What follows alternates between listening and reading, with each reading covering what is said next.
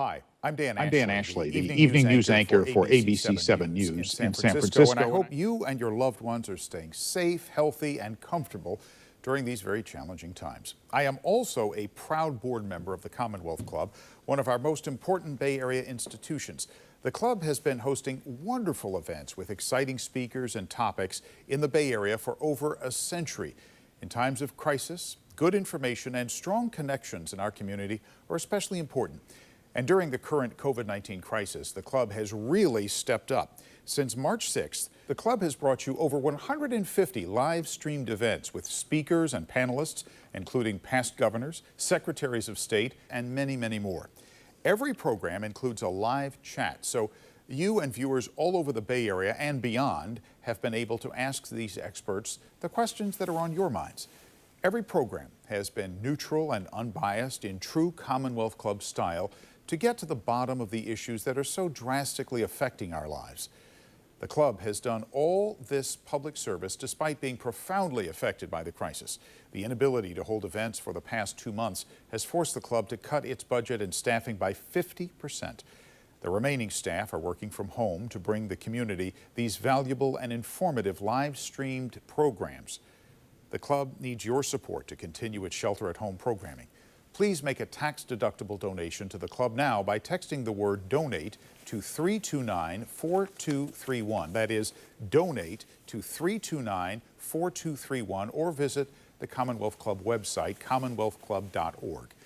We need the club to be here in the months and years ahead to help inform and educate as we figure out how to get our society and our economy safely moving again, consider changes to the way we live, and work as a result of this crisis, and take steps to prevent a future pandemic. Once again, please support the Commonwealth Club now by texting the word DONATE to 329-4231. That is, donate to 329-4231, or visit the website commonwealthclub.org. I want to personally thank you for supporting one of our community's truly great organizations. I'll see you on ABC7 News and at the Commonwealth Club. Stay safe.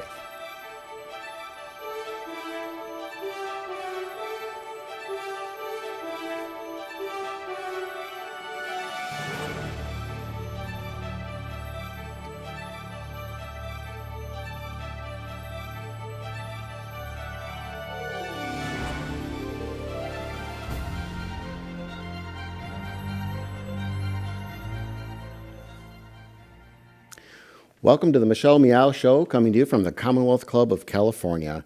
I'm John Zipper. I'm the Commonwealth Club's Vice President of Media and Editorial and your co-host for today's program.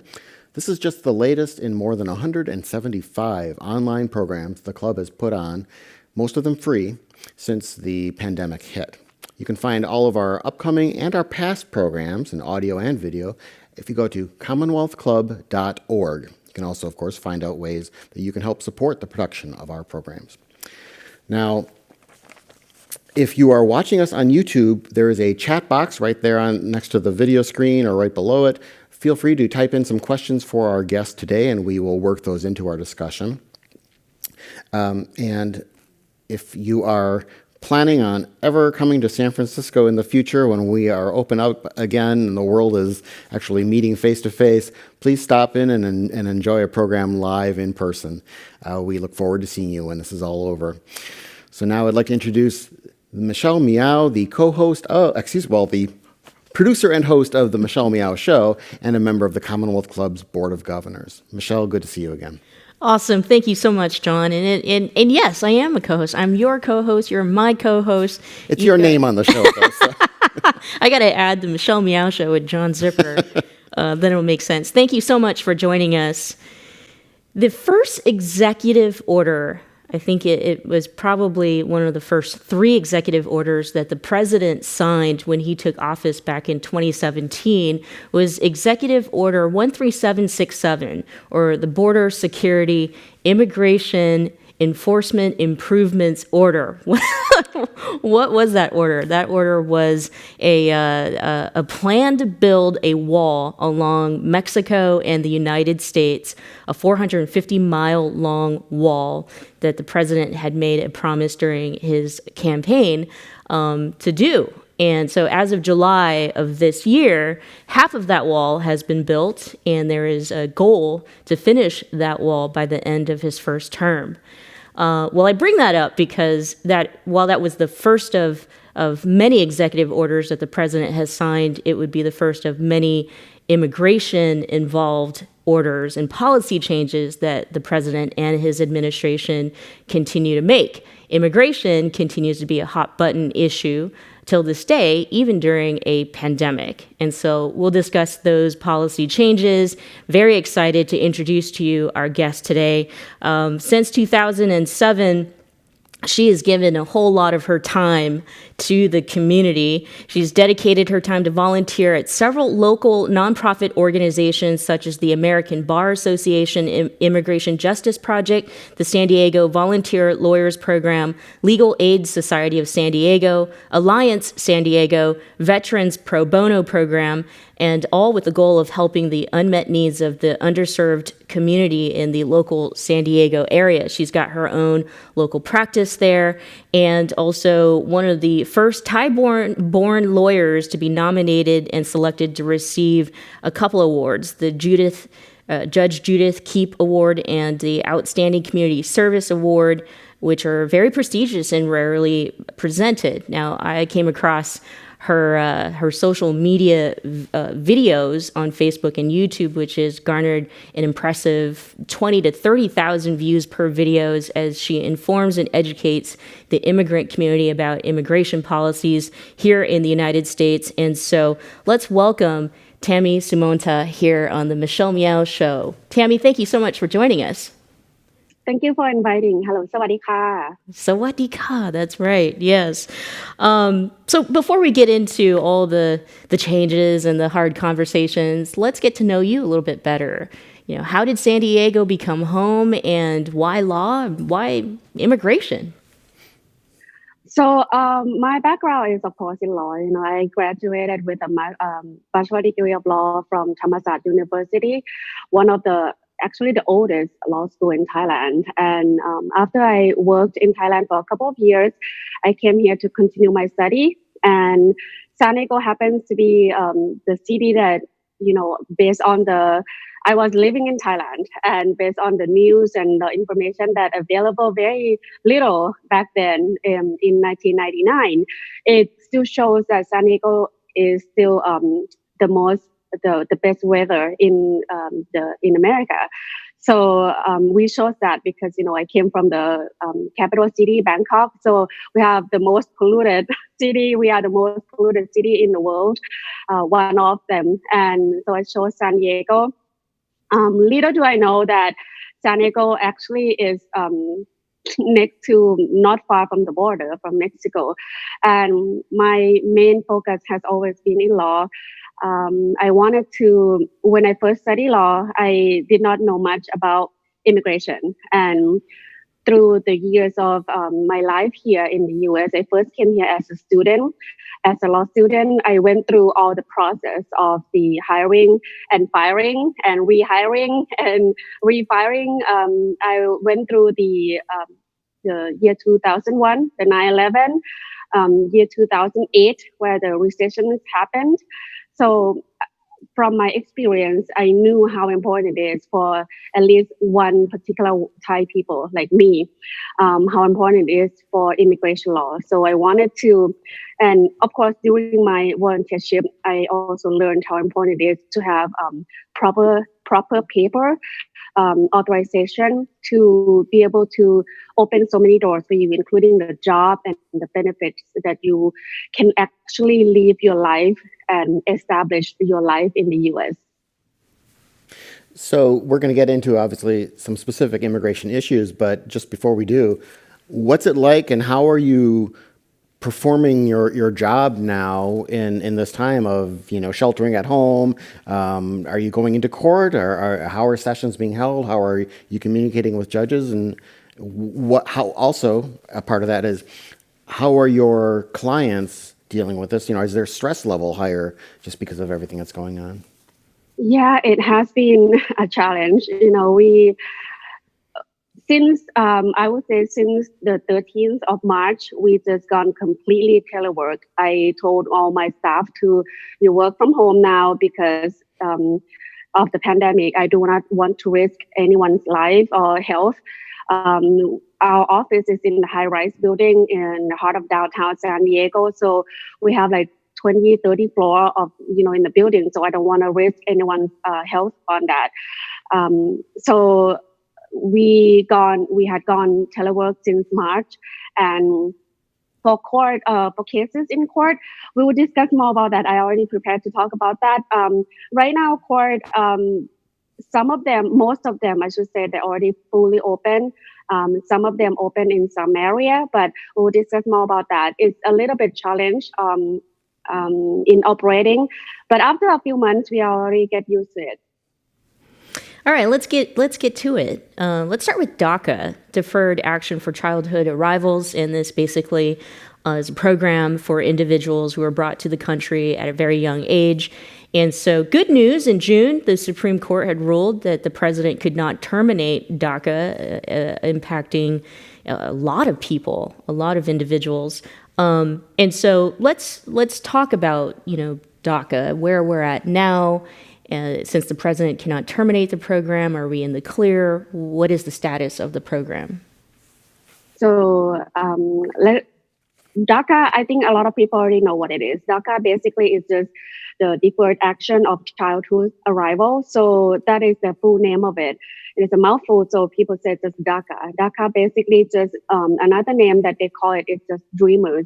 Basically refer to a lot of young people who just came here when they were young and they did not have any capability to make any decision on her own, came here because the parents, either the mom or the dad or even some aunts or uncle, took them from their home and then came to the US for a long time. And then after they reached the age of capability, 18, and they could not make any decision and they do not want to go home anymore.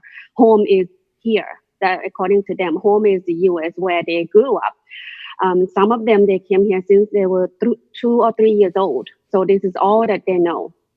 And 2012, in June 2012 is when President Obama created this program. And under DACA, certain young arrivals who do not have any criminal convictions, not even one. If you strike one, you're out. Not even one will be able to apply for DACA. So now DACA is a program that give you, there's so many mistakes that don't understand DACA. And when the DACA program came out, a lot of people protest that because they did not know much about DACA. So now when they know more about DACA, what do they give, what don't they give? So now people kind of like lower the protest down a little bit.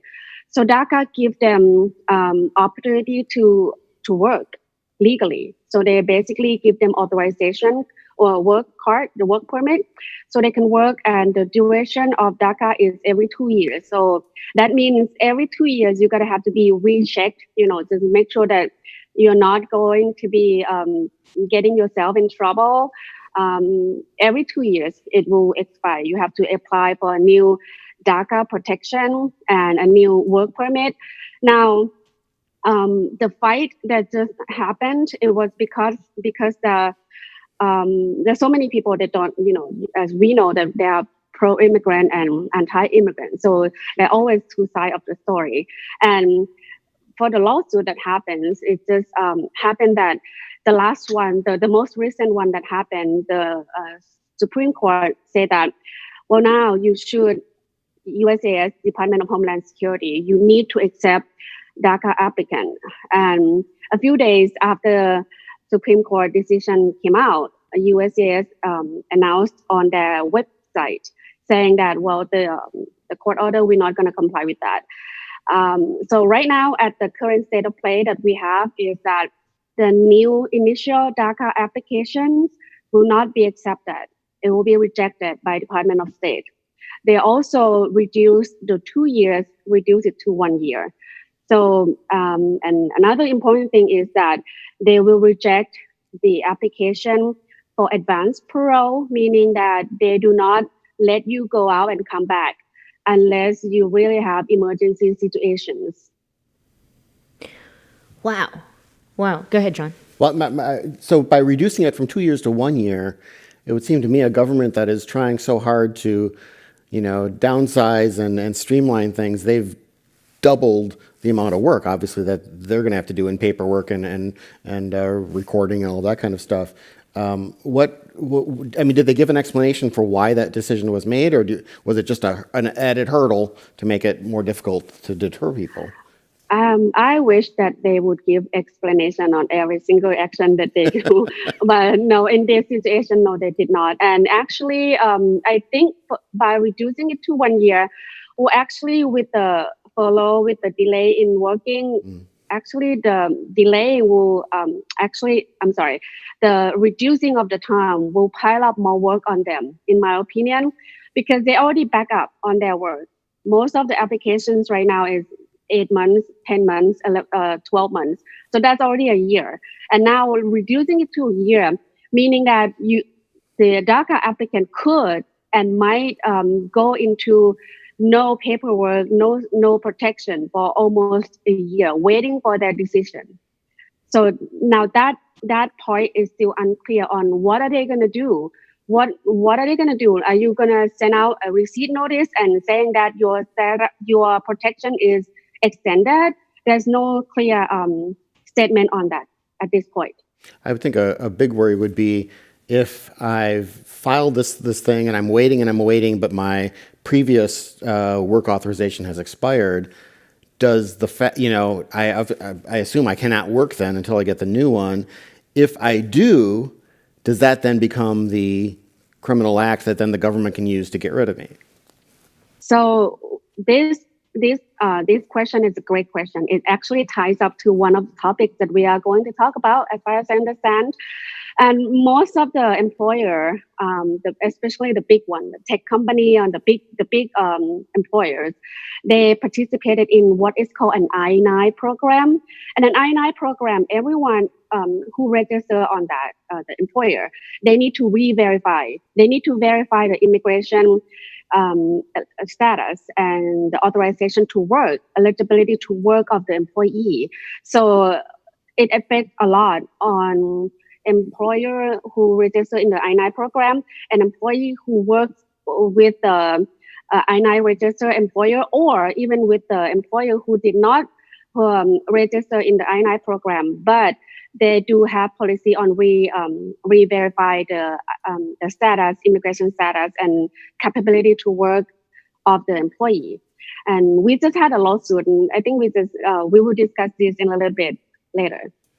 I was just going to ask if there are efforts, we know that some of the immigration changes that the administration has tried to make, some of it has been held up, in court proceedings and lawsuits. And if there would be a response to Homeland Security not necessarily complying to the Supreme Court's ruling, I'm processing that. If that is possible. I guess it is, because it's happening.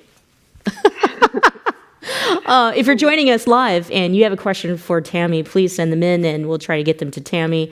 We want you engaged. We want you to ask the questions. This is a great time to do that if you've got questions about immigration. So Tammy, what do you think? Should we move? Well, that was the question. If you know of any effort to respond to the Homeland Security's non-compliance to the Supreme Court's ruling on DACA.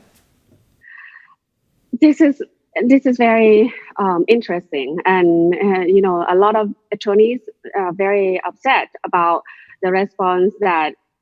First of all, the response that we saw when they announced about not complying with the Supreme Court decision on DACA, that is the first thing that kind of upsetting the community. A lot of my colleagues, they're furious about that.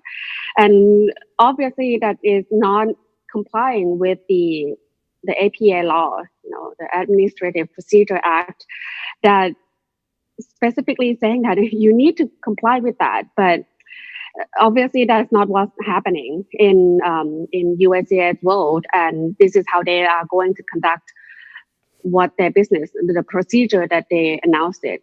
And that is why when you don't comply with the court order, and the person who got affected the most are the applicants, are the people who actually obeying the law and look up to the legal system.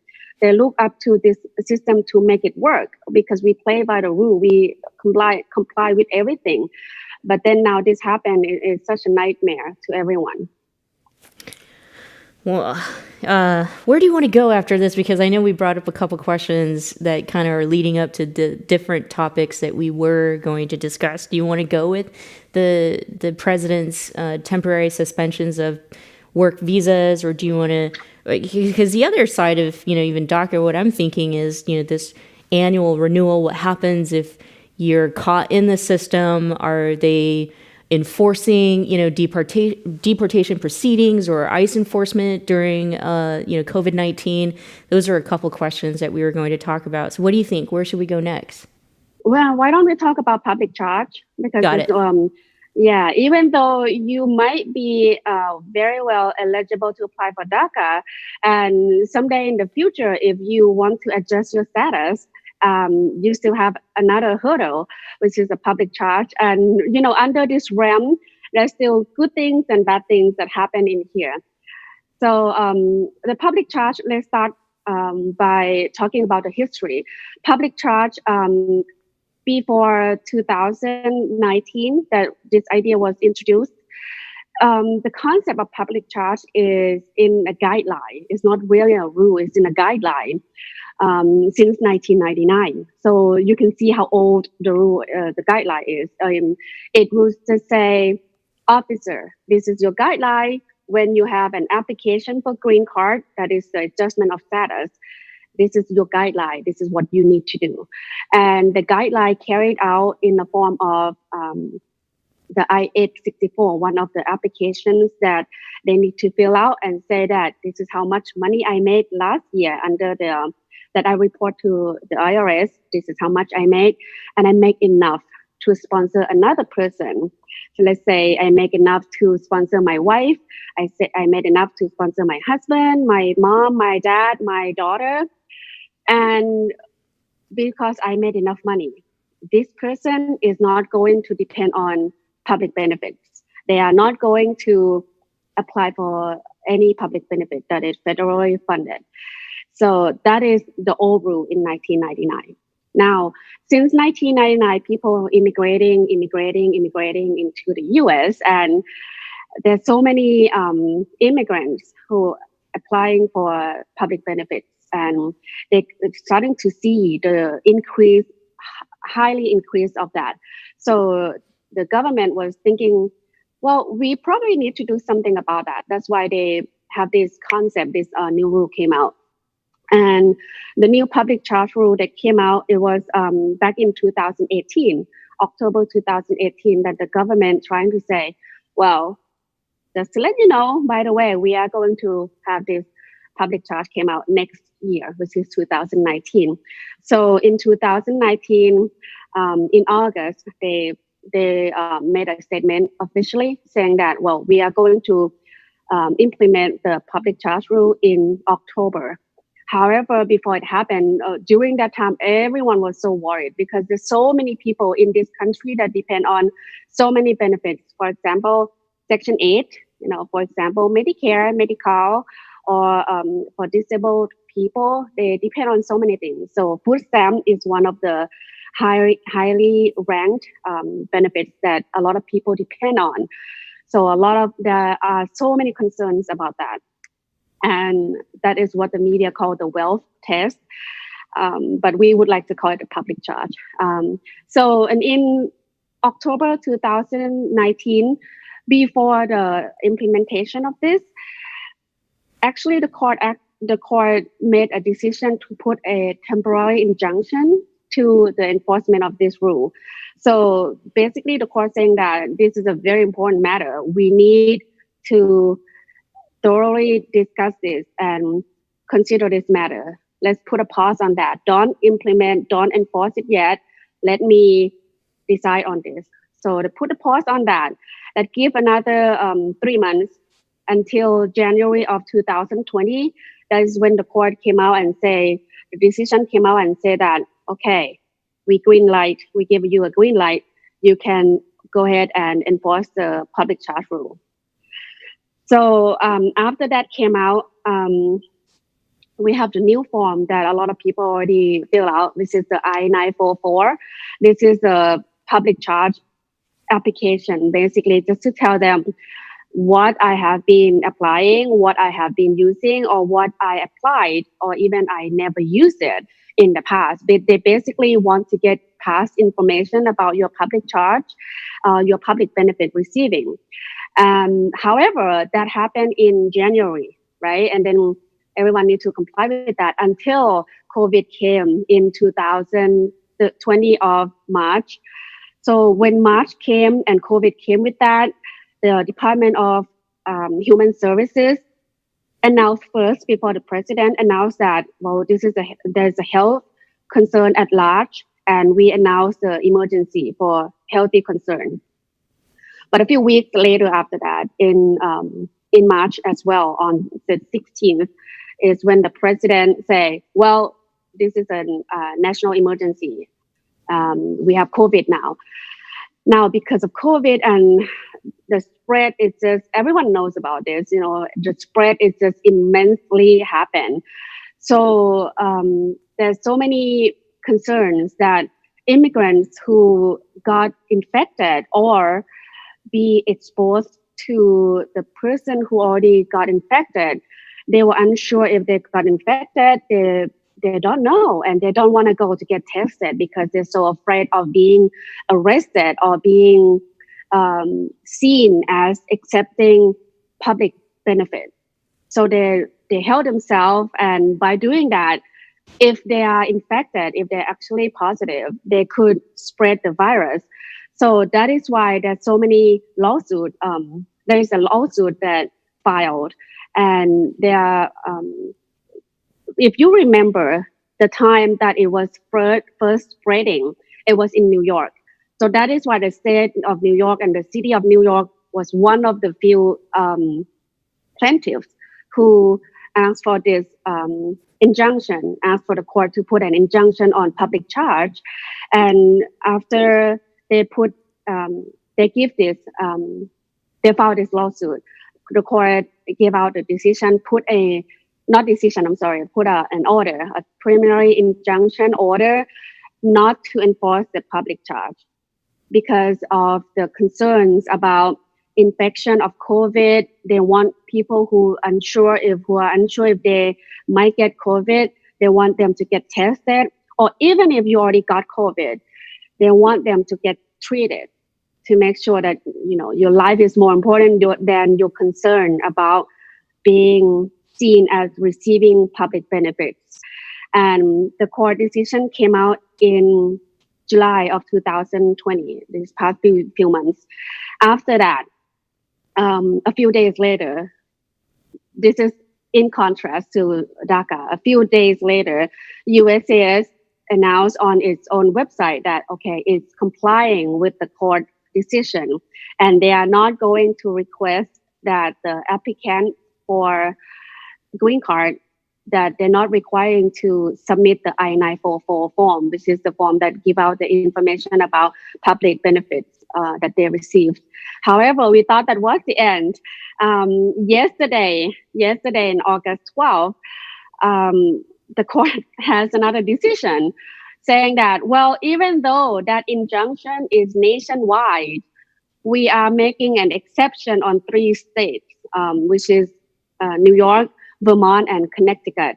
So New York, Vermont, and Connecticut, which is under the Second Circuit, these 3 states, when you apply for your green card, when you apply for your adjustment of status, residents under these 3 states, you need to submit the application, the I-944 application, which is the information that you ever received, or will you ever be receiving, will you ever be likely to receive public benefits from the government. So that's basically the current state of play is that we do not have a nationwide injunction. Except for this, we don't have a nationwide injunction because there are these 3 states that's still enforcing this rule. And Tammy, you mentioned that the injunction that is in place for the rest of the country, did you say it was a temporary injunction? Is there a time limit on it, or what's the trigger for the next determination of it? That's a good question. Thank you. So the court decision that came out, the injunction is tied to the COVID, right? Because the concern was the COVID. So the court decision is conditioned upon COVID outbreak. So we still need to see that, well, if the COVID outbreak already dispersed, there's no more outbreak, we can get it under control, then the injunction could just be gone. Now, another thing that I want to add is that, the 1999 guideline, just when I mentioned earlier that they want to make sure that you are able to sponsor the person, but this new public charge, they basically add a burden to the applicant itself. So the 1999 guideline, they add the burden to the sponsor, to the petitioner. I want to apply for my spouse, so they add the burden on you. But the new public charge rule, they add the burden on the applicant. So you want a green card, show me you're not going to be a public charge. And my apologies, I'm still confused as to why we don't have a nationwide injunction and why the 3 states are excluded from the injunction. I mean, what's the justification behind that? How can the court rule in this way? So I would guess that it was because of the spread. So the spread, as we can see,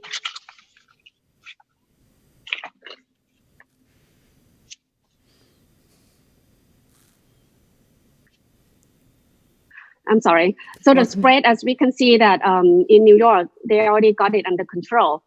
And we can say it under control because the spread is not as much as it used to be. Interesting. Now, so is that ruling under the Second Circuit Court, is that being appealed to the Supreme Court, or is it a done deal, at least in those 3 states? At this point, it is a done deal. It could be any changes in the future, but this is the most recent. It just happened yesterday. Okay, very interesting. And one clarifying question around public charges, this wealth test. It's just ridiculous. The wealth test. You have to be wealthy enough to, live in this great country. Who does it apply to? We talked about, for example, Dreamers having to now renew annually. Does it apply to new people who want to adjust their status as permanent residents, or if you're already in queue and you're already in the process, does it also still apply to you? Who does it actually apply to? So yes, it's a good question because so many people are unclear about this unless they are in immigration field. It applies to everyone who wants to apply for a green card. Basically, if you want a green card, you need to show that. If you already have a green card, they will not see you under the public charge rule. There's another rule that called a deportation based on the public charge. So this new rule that came out in February 2020, it basically puts another determination on the USCIS officer that they need to look at the applicant. If they are going to the green card holder who wants to apply for naturalization, if that person has ever received public benefit during a certain period of time, then they need to look into that. So those are the only 2 situations that it applies to. This is another interesting question about this, though, as far as like government assistance and benefits. I mean, it's a pandemic, it's COVID-19 times. A lot of people are applying for unemployment. There aren't a lot of resources for undocumented folks. People are looking to receive some kind of help, such as, stimulus. What falls under public benefits? And if you automatically get a stimulus check from the government, does that mean that you are taking money from the government? Is that a benefit? Okay, so this question sounds like it's simple, but it opens a lot of doors to discussion. and when you're talking about unemployment benefit and you're talking about stimulus check, it gets into the area of employment law. Okay, so the most important thing that you need to remember is that when you are a non-citizen and non-green card holder, you actually cannot work unless you have an authorization to work. So an authorization to work can come in different forms. Can be a visa that you can work under a work visa, or you can work because you have an authorization card to work here. And the authorization card is basically people know it as work permit. Work permit, you can get it if you're an applicant for asylum, or you're an applicant for a U visa for certain types, or even some students after they graduate and go into under the OPT program, they can get that too. So now the question comes here that COVID came and the person cannot work. Now, can they receive unemployment benefit? If they receive unemployment benefit because they are eligible to work, then there's no problem. But now if they're not eligible to work and then they're receiving public benefit, they're receiving unemployment benefit, that could affect you in the future. However, USCIS announced it on their website that unemployment will not be considered a public benefit. Okay, and the reason is because unemployment is what you paid into your own account, right? And then you receive it.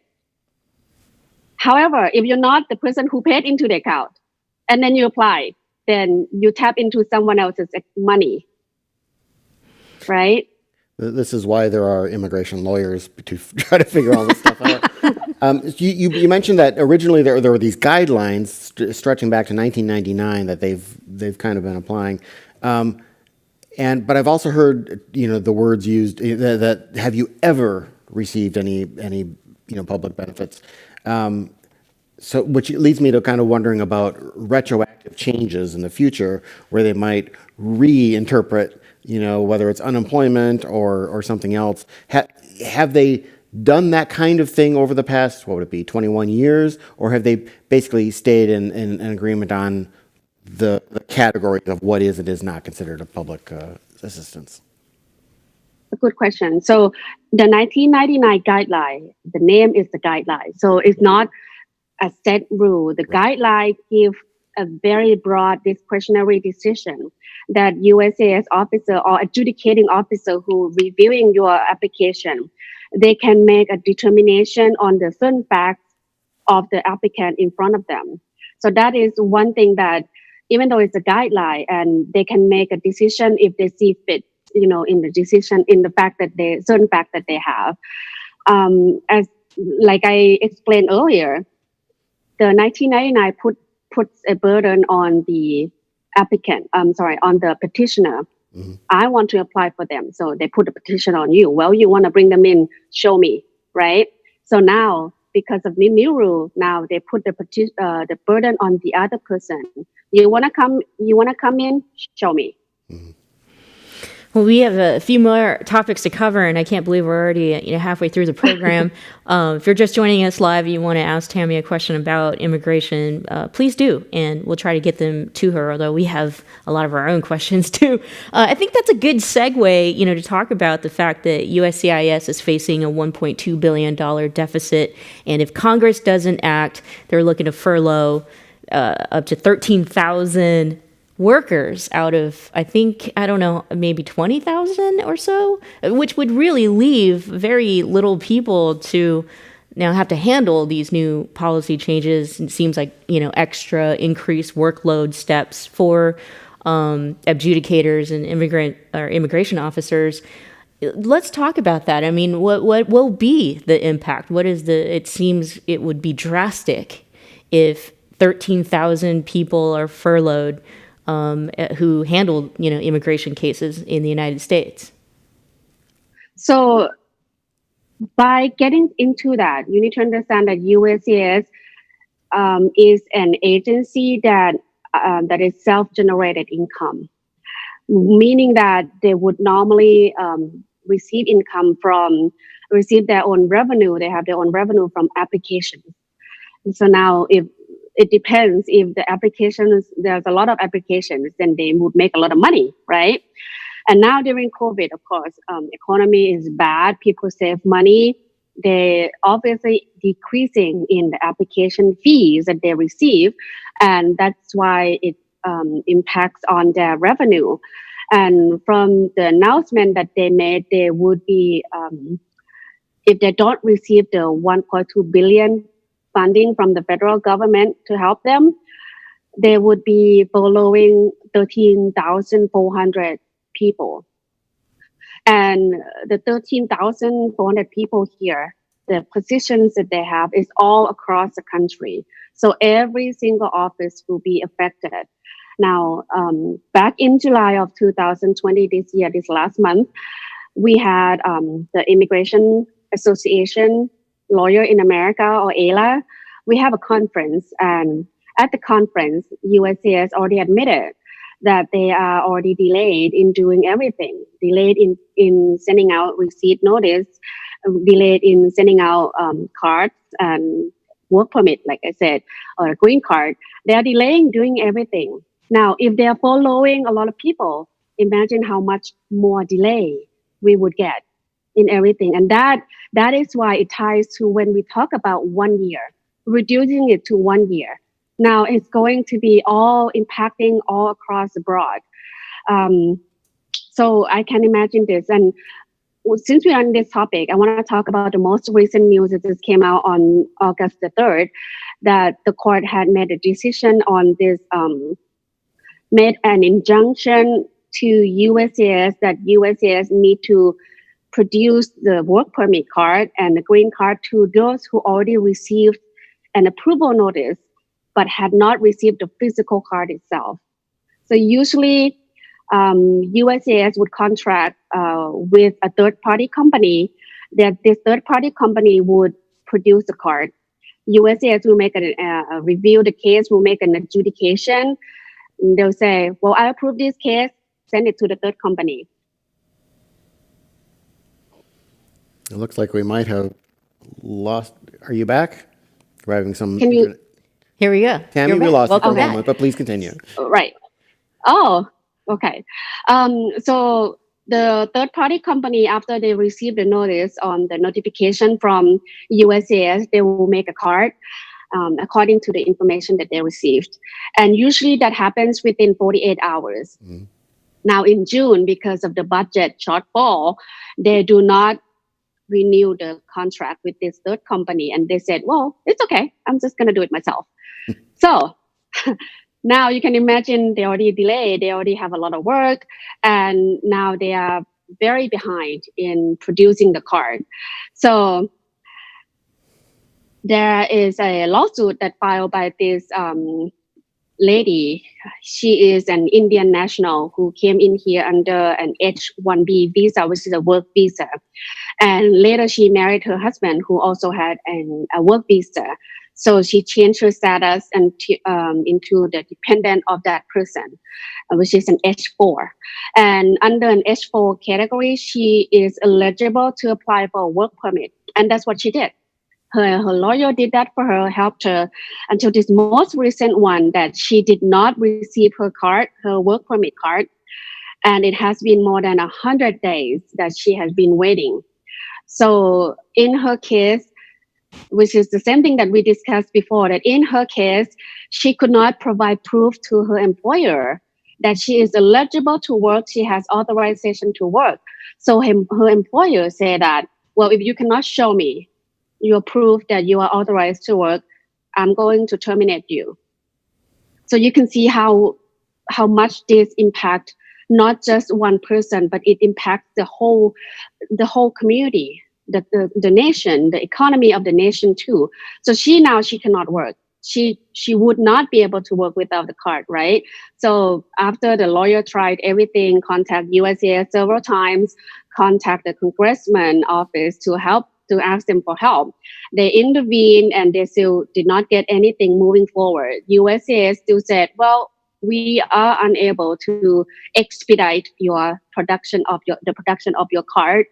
So after they try everything, they exhausted all the options. There's no other way. So the lawyer had to file a lawsuit. And as soon as the lawyer filed a lawsuit. USCIS magically were able to produce the card for the person.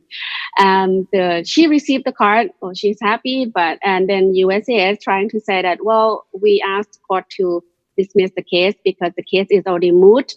Moot is a legal term saying that it's already too late. You don't have a damage anymore, basically. But what USCIS already forgot is that there are about 75,000 people that waiting for the physical EAD card, the work permit, to be produced and send it to them. There are also about 50,000 people that waiting for the physical green card to be produced and send it to them because they already received the approval notice.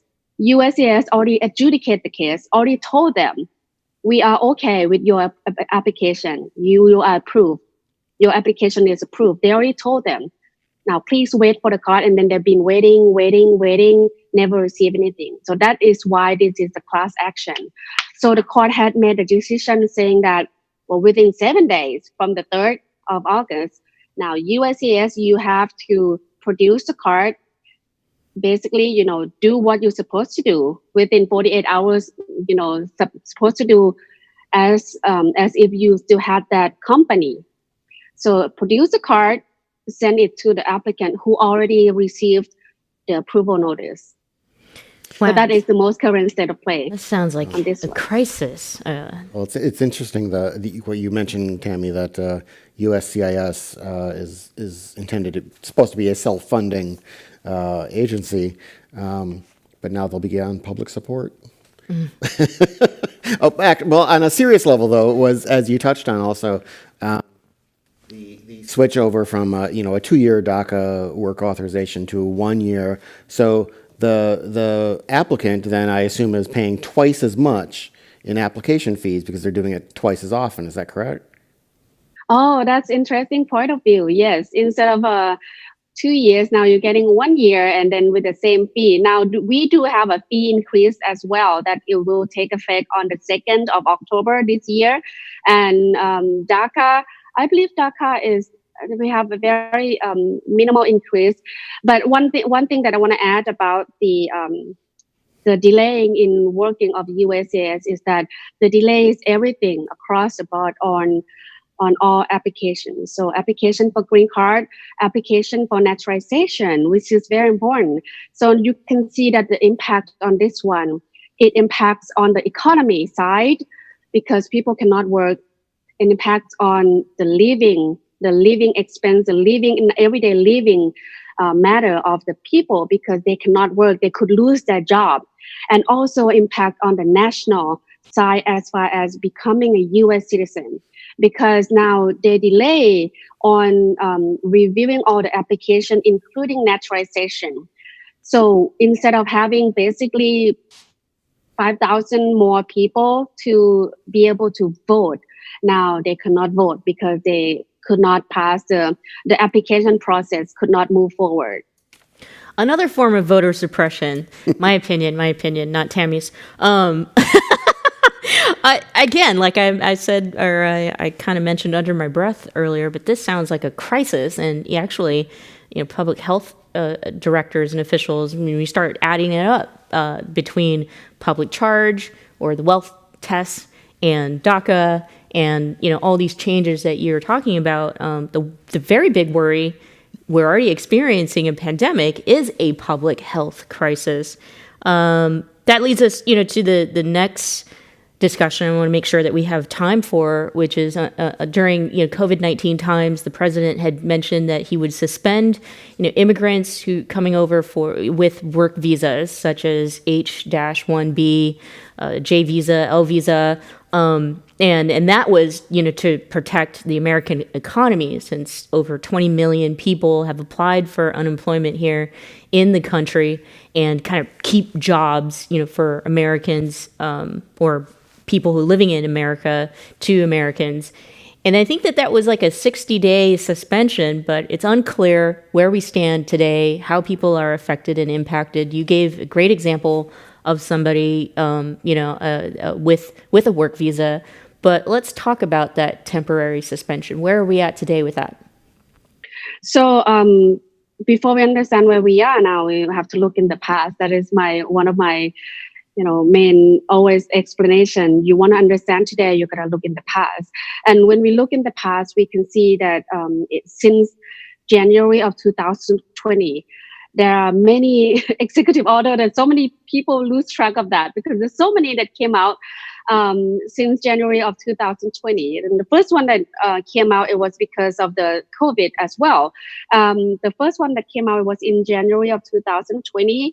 And this is the first travel ban, and the ban is on Chinese citizen that came in, that would come into the country. They would just basically ban that. There's no expiration of that, so they leave it out. So we're banning them. And the second one that just came out, it was in February. So basically we have executive order almost every month that came out right now. In February, they add Iran to the list of country of people who came from those countries. They will be banned, not to coming in. And then in March, they add the UK, in England, and Schengen country. Everyone in the Schengen country, England and Ireland, will be banned from coming in. And then after the pandemic happened, after COVID, on the 22nd, remember that the president say he declared national emergency on the 16th of March. On the 22nd, he signed an executive order telling the Department of State, basically the consulate from other country abroad, saying that, well, stop working because of the health concern. We want to be safe.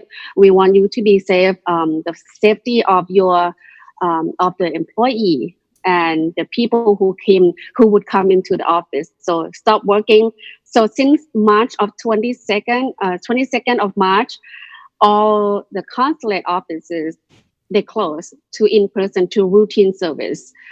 And then the next month in April, there's another proclamation that came out that suspend entry of everyone who pose risk of U.S. market labor. So here is the one that would be protecting the economy of the U.S. They on the face. However, this proclamation is not really making the news that much because of the proclamation itself. On the face, when you read it, it sounds very severe. But when you read it into the content, there are so many exceptions to this proclamation. So many of my friends will say this is toothless. There's no impact that much on immigration. And then the next month in May, they have another suspension of entry, which is another ban that added Brazil. If we remember, Brazil is highly infected, right? And second on top of the chart of the world infection. So in May, the president added Brazil to that. Now, important thing is that the executive order, the proclamation that came out, the most important one is the one that came out in June of 22nd, which is the one that Michelle just mentioned. This one made the news because it impacts a lot of foreign workers. So under this proclamation, there are 4 types of visa that visa holders that got impacted by this. The first one is H-1B, H-1B visa, H-2B visa, a J visa, and an L visa. So those 4 categories are the visa holders that got impacted by this proclamation. Under this proclamation, this is my opinion based on my research, we can see that about 65% of immigrants in the US, 65% are these people who are foreign workers. And we have, but if you compare between family-based petition immigration or business-based immigration, the business-based is a lot less than family. So this is about 35% of work visa that got impacted by this proclamation. And this proclamation, even though they put a suspension on these people, there are so many exceptions as well. For example, you would be able to come in if you could show that you are part or involvement or you are engaged in your employment has the impact on national security or the food supply chain. Basically, if you're working in a restaurant or in the food supply chain, you will be able to show that, and then you will be able to come in. J1, the J visa, if you are in scholar or in medical, in healthcare system, you would be able to come in. However, this ban is set to expire at the end of the year, December 31st of 2020. So we can see, and now it ties to the delay in the process, right? So basically, if you are in the line of receiving the visa, you're not holding the visa and you're outside the country, you're probably not going to be affected by this proclamation because of the delay in processing of the application, and because of the proclamation in March that say consulate closed office, right? So you have to understand it is all tied together. And then in July of 2029, there also, oh, no, this is a public charge injunction. Another important one that came out, it was in August this year on the 3rd, that came out that aligning federal contracting, that basically this one is not really called for an action, active action, but they call for passive action. That's how I see it, that the executive order tells the federal government that when you hire a contractor, you should look at their experience and not the diploma, not the degree. And they leave the determination up to the Department of Labor to make a report to the president, so that you need to send the report to the president based on your determination. What do you think of such contractors? Do we need them? Are their experiences would be beneficial to the country, to the nation? And then yesterday as well, there's so many things happened yesterday. Yesterday, on the 12th of August, we also have a notification that came out from the Department of State. Now, when we talk about Department of State, we talk about the work that happened outside of the country, the work that happened at the consulate. Okay, so there is a notification and update that came out from the Department of State that although you may be banned by the proclamation on your H-1B, on your L-1, here are some exceptions, and they have very broad exception here. For example, if you can get a visa stamp. So that's basically, you can get a visa stamp and you should be able to come into country if you can show that you continue to work for the same employee, the same position, in the same capacity, under the same employee, same position, and same work duties that you have.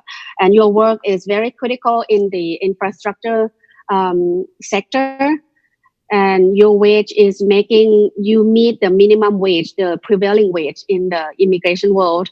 And there will be a financial hardship on the employer if you could not come in here. So if you can show so many exceptions, they add so many exceptions into that, and you need to meet at least 2 out of 5 criteria that the exception that they listed out. If you can meet that, you can show that you are exempted, and then you can get a visa stamp and then come in here before the 31st of December of this year. So that is the most current state of play for the foreign nation. Another Sure. important, I'm sorry, Michelle. No, it's okay. The important thing that I want to point out is that the proclamation and all the entry ban, it does not include asylum applications. Okay, so asylum applicants, they can apply, they can still apply. The travel ban does not impact them. But I assume that even those applications are still going to face the slowdown of work just by the nature of USCIS being underpersoned. As one of our viewers noted on YouTube, it's just this really is a crisis, but it's like crisis on top of crisis. There was one thing just dealing with the DACA issue, and then there was these other rules that were shifting, and then COVID came along, and then there's the funding and economic issues that have come around. A very scary time, I would think, for a lot of people trying to work through this. Yeah. You're right. Yeah. As we're winding down on time, Tammy, I think that, just to add on to John's thoughts and our viewer for sending that in, we're in this crisis and there seems to be extreme delays that are upending, human people's lives.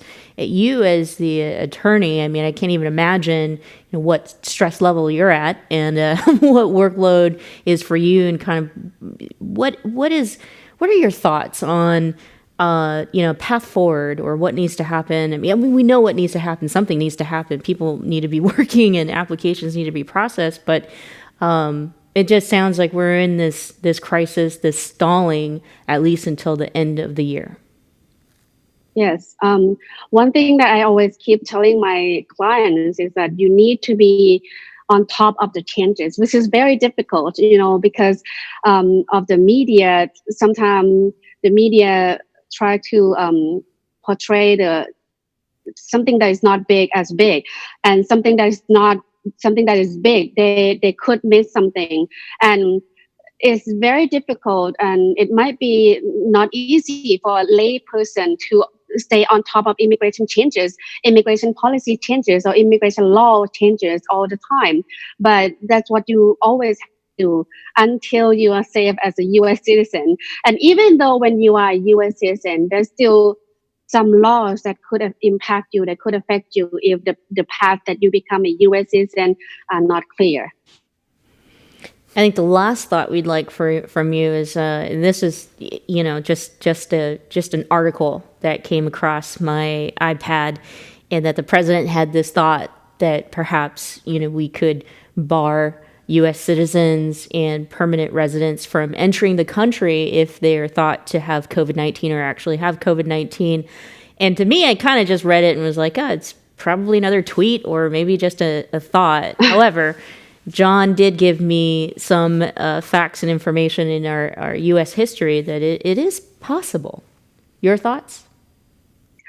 I really think that it's possible. When we put two things on the scale, one is the COVID and another is U.S. citizen. And you really need to save, from the point of view of the administration, you really need to save the country, and the country at large is more to be protected.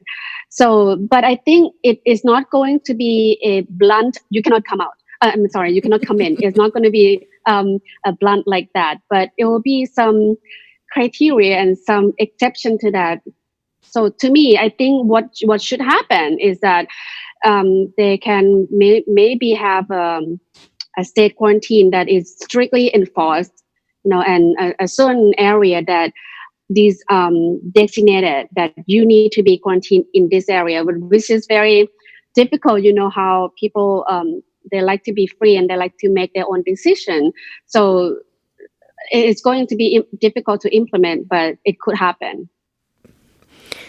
It's anytime you have to call an attorney and have an attorney represent you, it's really because you want the attorney to tell you everything is going to be okay. I kind of feel like that's the last question for you. Is everything going to be okay, Tammy? Tell us, please, especially if you're, an immigrant or have been impacted by the immigration policy changes. And you do so great, in terms of informing the community of these policy changes, but your last words, if you should so kindly answer that question, is everything going to be okay? This is very difficult. It's going to be difficult. The way that I practice law is that I do not sugarcoat my clients because it's for their own good, for their own benefit. I rather have a full information disclosed to them, explain to them, this is the alternative, this is their options, and if they choose this way, this is what's going to happen. If they choose the other way, this is going to happen. So the best advice for me is just to stay informed, educate yourself, find information, reliable source of information, verify the information that you receive, and stay informed, and then make an informed decision so that it's best for your future. You don't want to make a mistake by deciding on something that is error right now, and then it could impact your future of immigration case in the future. Do you have any last questions or thoughts, John? No, I think that's a good time to wrap it up. Good response. Yeah, that is great. Tammy, I want to thank you so much for being here with us on the program.